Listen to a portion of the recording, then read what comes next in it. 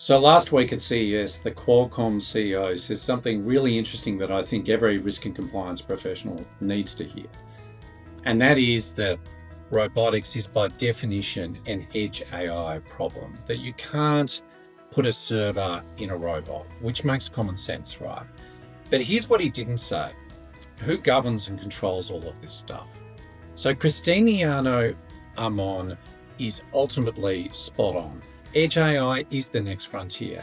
We're talking about AI running in robots, of course, on factory floors, in hospitals, making real-time decisions without calling home to the cloud. That's the key point. All of this stuff is running in the robot, not sort of tethered in some capacity back to the cloud. So that's really exciting, but it's also terrifying when we think about it from a governance perspective, because when AI moves the edge, so does the risk. So we think about what this means. We've got thousands of devices, each running their own models, each making autonomous decisions, each potentially subject to different regulations, depending on where they're operating. So the obvious questions that arise is, if we've got a robot operating across 12 different countries, how do we enforce the regulations in that context? Or if we want to audit something in real time, how do we do that with this sort of connectivity model and the AI model actually at the edge? And how do you prove compliance when AI isn't in a data center that you control? It's not theoretical stuff. I think it's becoming very much challenges that risk and compliance leaders are going to need to think about, depending on the industry that they're in.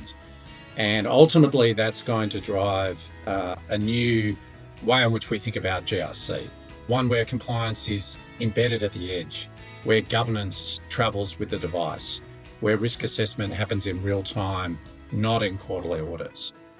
So the organizations that figure this stuff out won't just be compliant, they'll actually be able to deploy and harness the benefits from edge AI, not be sort of stuck in the past, running pilots and thinking about centralized infrastructure and purely cloud deployment type models.